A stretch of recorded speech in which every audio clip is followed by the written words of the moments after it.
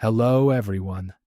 So, before we jump in today, I want you to actually think about this for a second. Have you ever walked into a really important meeting? Your heart rate goes up, your palms get a little sweaty, your thoughts start racing, and then the moment it's over, you just can't come back down. Like you're still buzzing hours later, maybe even into the night. You can't sleep properly. Your digestion feels off. You feel exhausted, but somehow also wired at the same time. Or maybe you're someone who's been dealing with low energy for a while. Some bloating, a kind of background inflammation that nobody's been able to quite pin down. You've had your blood work done. Everything looks normal, the doctor says, but you know something's off. If any of that resonates, and I'm willing to bet it does for a lot of you, then today's conversation is going to be one of the most important ones you've listened to in a long time. Because what I'm going to walk you through today is not a new supplement, not a trending diet, not a biohack that someone invented last year. This is something your body has been running, quietly, silently, beneath your conscious awareness, your entire life. We're talking about the vagus nerve. And by the end of this episode, I promise you're going to look at your health in a completely different way. Don't forget to hit that subscribe button and join the journey. All right, so let's start with the big picture. I'm a physician.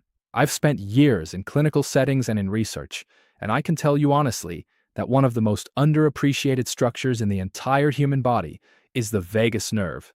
It doesn't get the headlines that the heart gets, or the brain, or even the gut microbiome, which has had its moment in the wellness spotlight. But the vagus nerve is the thread that connects all of those systems together. The name itself comes from Latin. Vagus literally means wandering, and that's exactly what it does. It wanders. It is the longest cranial nerve in the body, originating right at the brainstem. I want you to picture the base of your skull, right where your head meets your neck. And from there it travels down through your neck, through your chest, past your heart and your lungs, all the way down into your abdomen, reaching your stomach, your intestines, your liver, your kidneys. A massive, sophisticated communication system that is running 24 hours a day, 7 days a week, whether you're paying attention to it or not. And here's what I really want to land on today. If this system is disrupted, if this communication highway develops what I'd call signal interference, then virtually every major system in your body starts to underperform. Your stress response becomes dysregulated. Your digestion slows down. Your immune system starts behaving erratically. Your mood becomes harder to manage. Your sleep quality drops. The good news, and this is genuinely exciting from a clinical standpoint, is that the vagus nerve is highly responsive to simple everyday inputs. You can influence it. You can train it. And that's exactly what we're going to talk about today.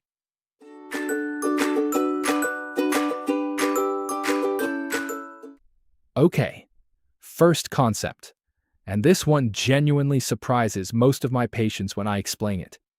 So I want to take a moment here, because it really does flip everything you think you know about how the brain and body communicate.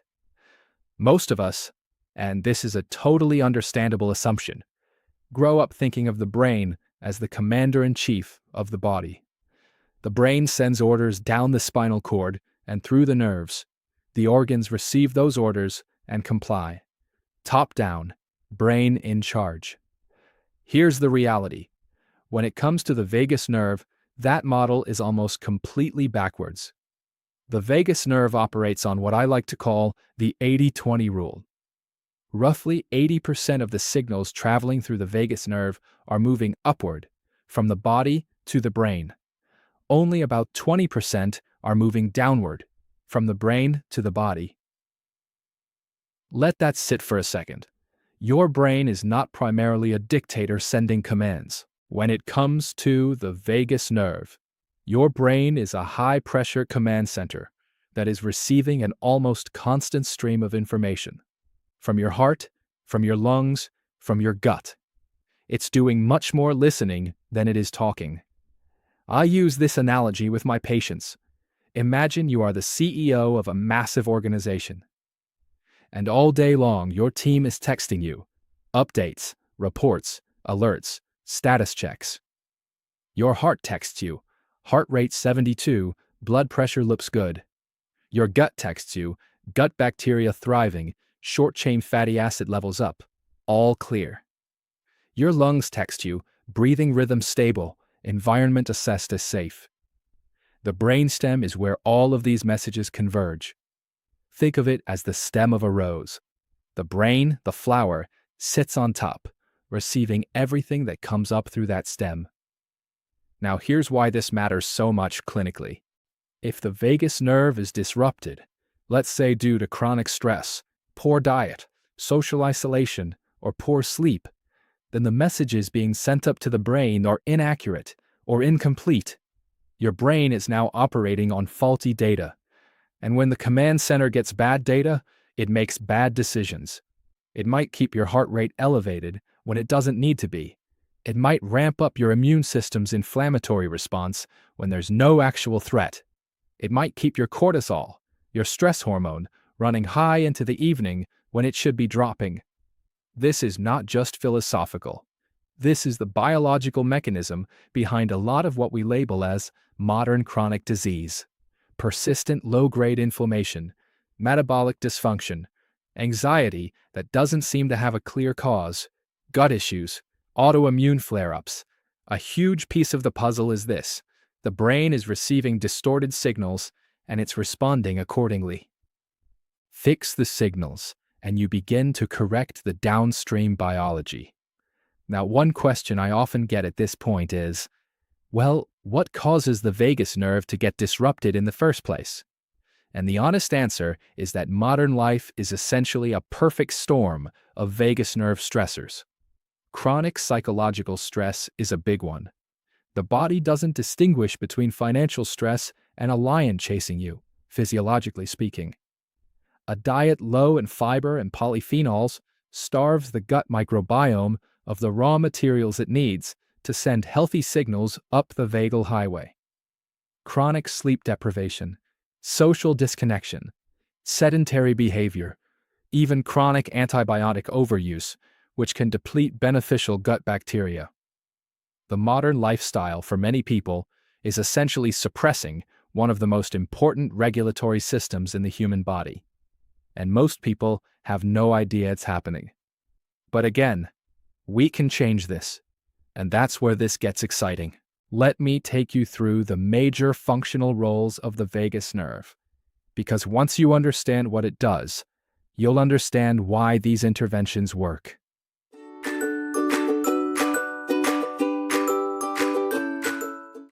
All right, second concept, and this one is going to change how you think about inflammation. We talk about inflammation constantly in medicine and in health media. And rightly so, because chronic inflammation underpins an enormous number of serious diseases. Cardiovascular disease, type 2 diabetes, neurodegenerative diseases like Alzheimer's, many cancers, autoimmune conditions. Inflammation is not inherently bad. It's a protective response. It's how your immune system deals with infection and injury. The problem is when it becomes chronic, when it gets stuck in the on position. Now here's what most people don't know. Your body has a built-in system specifically designed to regulate this. It's called the cholinergic anti-inflammatory pathway, and the vagus nerve is the master regulator of this pathway. Here's how it works. Specialized cells throughout your body, macrophages, immune cells, are constantly monitoring for inflammatory signals. When inflammation starts to rise, the brain detects this. It then sends a signal down the vagus nerve. Remember, this is one of those 20% downward signals, instructing the nerve to release a neurotransmitter called acetylcholine. Acetylcholine is fascinating. It is one of the body's most ancient chemical messengers, and it acts directly on immune cells. Specifically, it binds to receptors on macrophages and essentially tells them to stand down, reduce the output, cool the response. I love the way I explain this to my patients. Think of it as a volume control dial. Your immune system is playing music. Sometimes you need it loud. When you have an infection, you need a full, robust immune response. But after the threat has passed, you need someone to turn down the volume. That's acetylcholine. That's the vagus nerve. It turns the dial from a 10 back down to a 2 or 3. When this system is functioning well, your body is remarkably efficient at resolving inflammation. You get sick. You mount a response. You recover. Inflammation comes back down. Clean, elegant, precise. When this system is not functioning well, when vagal tone is low, the volume control is essentially broken. Inflammation stays elevated. The immune system keeps firing even when the threat is gone. And over time, that chronic, low-grade inflammatory noise starts to cause real structural damage to tissues, to blood vessels, to neural circuits. Here's what's really striking from a research perspective. We now know that vagal tone, how active and well-tuned the vagus nerve is directly predictive of inflammatory markers in the blood. People with higher vagal tone tend to have lower levels of CRP, lower levels of IL-6 and TNF-alpha. These are the key markers we use to measure systemic inflammation. People with low vagal tone tend to have elevated levels. So when we talk about reducing inflammation, we can't just talk about what you're eating or whether you're taking fish oil. We have to talk about the state of this nerve. And here's what I find really elegant about this from a biological standpoint. Almost everything that we know is healthy: regular movement, quality sleep, a fiber-rich diet, stress management, social connection. All of it converges on the same mechanism. It all, in one way or another, increases vagal tone and enhances this anti-inflammatory pathway. The lifestyle medicine of the last 50 years, when you reduce it down to its core mechanism, is largely vagus nerve medicine.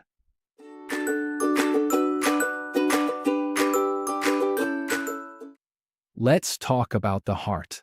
And specifically, let's talk about a metric that I think is one of the most important and most underutilized indicators of health that we have available to us right now. It's called heart rate variability, or HRV. Now, most people, when they think about heart rate, they think steady is good, regular is healthy. If my heart is beating like a metronome, that means it's strong and reliable, right? Actually, and this is one of those counterintuitive pieces of physiology that I genuinely love, the opposite is true. A heart that beats with perfect mechanical regularity is actually a sign of reduced resilience. It means the nervous system has lost its ability to fine-tune cardiac function in real time. A healthy heart has variability. The time between beats is constantly subtly shifting, millisecond to millisecond. Sometimes it's 850 milliseconds between beats, then 820, then 890. This variability is not a glitch, it's a feature. It's the vagus nerve continuously modulating heart rate in response to breath, movement, cognitive state, and environmental inputs. I love the analogy of a boxer in the ring. I think it captures this so perfectly. Imagine two boxers. One stands perfectly still, feet planted, body rigid. The other is constantly moving, bouncing, shifting weight, stepping left, stepping right. Which boxer is harder to hit? The one who's moving, obviously. The stillness of the first boxer isn't strength, it's vulnerability. He can't adapt. That's exactly what high and low HRV represent in the body.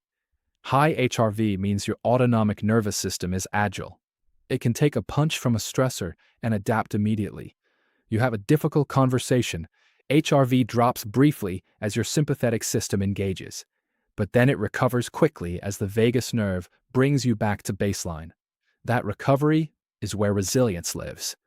Low HRV means the system has lost its agility. When stress arrives, the system gets hit and stays hit. Recovery is slow or incomplete. You can't return to calm efficiently. And over time, that inability to recover compounds into chronic dysregulation. HRV is now measurable by many wearable devices. Most of the serious fitness trackers on the market today can give you a meaningful HRV reading. And from a clinical standpoint, it's one of the best non-invasive windows we have into the state of the autonomic nervous system, and specifically the function of the vagus nerve. If you're someone who's been tracking their health and you haven't started paying attention to HRV, I'd strongly encourage you to start. Trends over time are far more meaningful than single data points. And the interventions we're going to discuss in a few minutes, the 3 resets, all have measurable positive effects on HRV.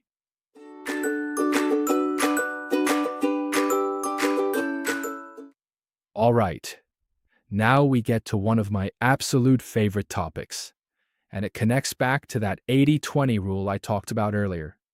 We're going to talk about the gut-brain axis, and specifically how what you eat is quite literally programming your emotional state and your stress response. Gut feeling is not a metaphor. It is a biological reality, and the mechanism is beautiful once you understand it. Your gut contains approximately 39 trillion bacteria, more microbial cells than there are human cells in your entire body. These bacteria are not just sitting there passively. They are extraordinarily metabolically active, and one of the most important things they do is ferment the food you eat, specifically fiber and polyphenols, into compounds called short-chain fatty acids, or SCFAs. The 3 main ones are acetate, propionate, and butyrate. And these 3 molecules are, I would argue, some of the most important compounds in human health that most people have never heard of. Here's the pathway. You eat a meal rich in plant fiber. Let's say you have a bowl of lentils with some vegetables and a drizzle of extra virgin olive oil. Your gut bacteria get to work fermenting that fiber. They produce SCFAs. Now, lining your gut are specialized sensory cells. Think of them as chemical detectors. These cells detect the presence of acetate, propionate, and butyrate. And when they detect them, they send a signal. Where does that signal go? Up the vagus nerve, all the way up that neural highway to the brainstem. And from the brainstem, that signal gets relayed to some very specific and very important areas of the brain. The hypothalamus, which regulates hunger, energy balance, and stress hormones. The amygdala, your brain's fear and threat detection center. And the prefrontal cortex, the seat of executive function, rational thinking, and emotional regulation. So, when you eat a high-fiber, polyphenol-rich meal, your gut bacteria produce SCFAs. Those SCFAs signal up the vagus nerve, and your amygdala receives essentially a calm down, all is well message. Your stress response is modulated. Your prefrontal cortex has better access to rational, clear thinking. Your hypothalamus gets accurate information about energy balance, which helps regulate cortisol and hunger hormones appropriately. This is not a small marginal effect. This is a foundational regulatory loop that runs every time you eat. Every meal is either sending a calm, clear signal up to your brain, or it isn't. And now consider what happens with the standard modern diet. Ultra-processed foods, low fiber, low polyphenols, high refined sugars, low variety of plant species. Your gut microbiome doesn't have the raw material to produce adequate SCFAs. The signal going up the vagus nerve becomes thin, inconsistent. Stress reactivity goes up. Emotional regulation becomes harder. The prefrontal cortex is working without full support. And here's where it gets really important clinically. This isn't a linear relationship. Low SCFA production, increased intestinal permeability, inflammatory molecules entering the bloodstream, systemic inflammation, vagus nerve signal degradation, more inflammatory signaling, less acetylcholine, less anti-inflammatory control. It's a self-reinforcing cycle. Poor diet degrades vagal function, which increases inflammation, which further degrades the gut, which further reduces SCFAs. Breaking this cycle is genuinely one of the most powerful things you can do for your long-term health. And the good news is, the microbiome is responsive. It's plastic. Feed it differently, And within weeks, you start to see measurable changes in SCFA production, in inflammatory markers, and in how people subjectively report feeling. There's a reason why, when someone cleans up their diet, really commits to a plant-rich, fiber-dense approach, they often report not just physical changes, but mood changes. More clarity, less anxiety, better stress tolerance. That's not placebo. That's the gut-brain axis responding to better inputs.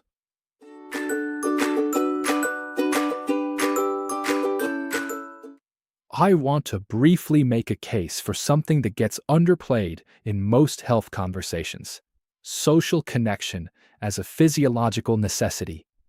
There is a direct, well-documented biological link between the vagus nerve and oxytocin, the bonding hormone. When you have a genuinely positive social interaction, a meaningful conversation, a moment of real trust, your brain releases oxytocin. Oxytocin then initiates a cascade through the vagus nerve. Acetylcholine is sent to the heart, slowing rate. Muscle tone in the face and neck relaxes. Anxiety decreases. Your body enters a more open, receptive physiological state. Social isolation, conversely, is one of the strongest predictors of poor health outcomes we have in the medical literature. More predictive than smoking, more predictive than obesity, because isolation chronically suppresses the vagal oxytocin axis, removes a key source of parasympathetic activation, and sustains the body in a state of low-grade threat response. This means a prescription for social connection is not soft medicine. It is hard biology. The communities, the relationships, the moments of genuine belonging, they are not just good for your happiness. They measurably support your immune function, your cardiovascular health, and your vagal tone. Your vagus nerve needs human connection the same way it needs food and sleep.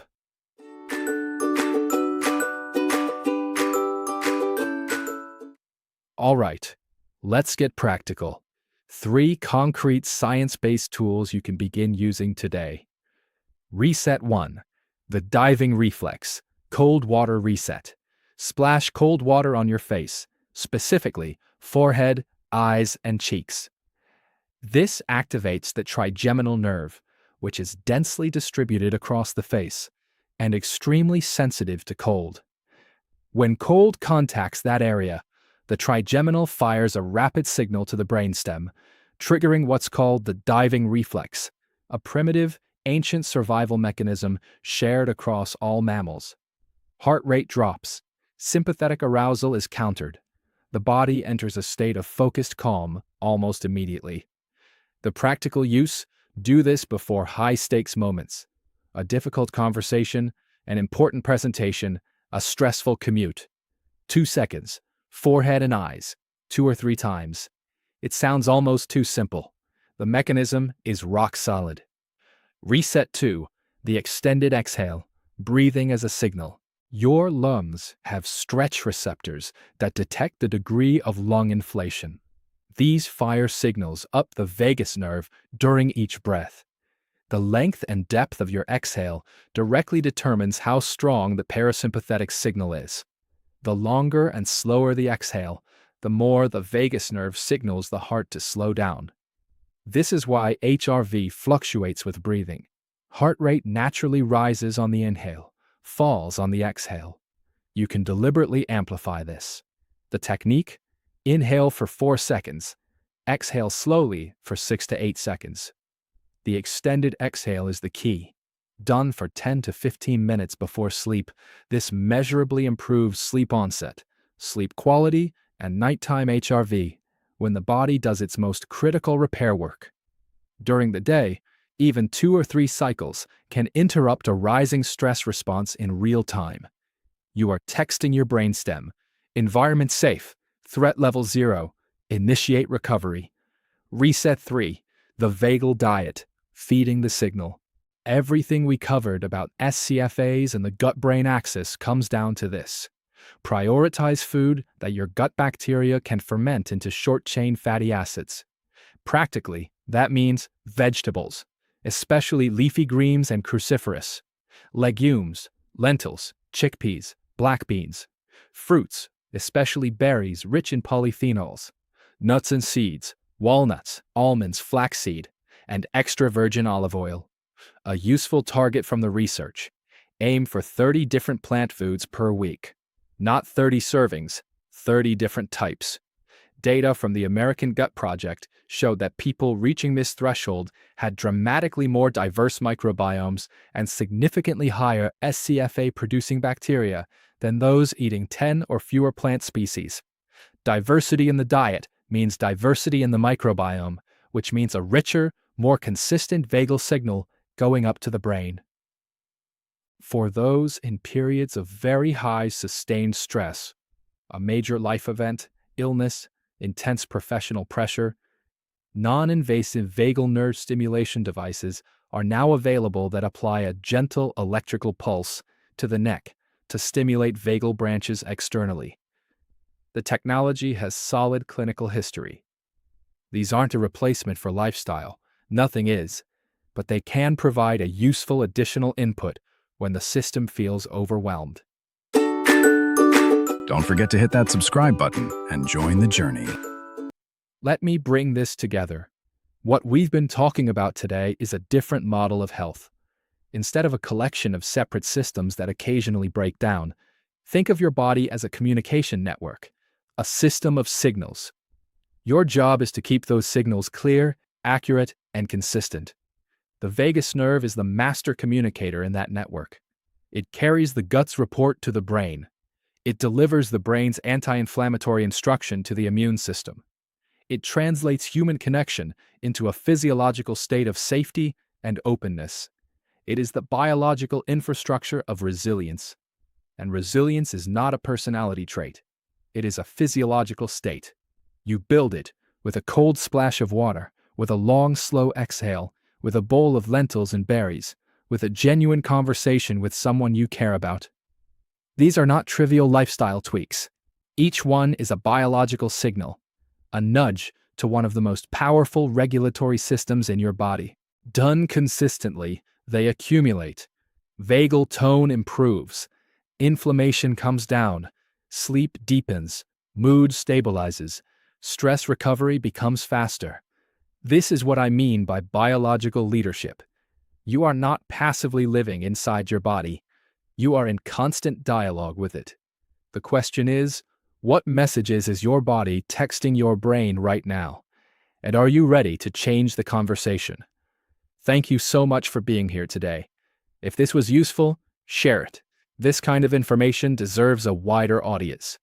Leave a comment if you have questions or topics you'd like me to go deeper on.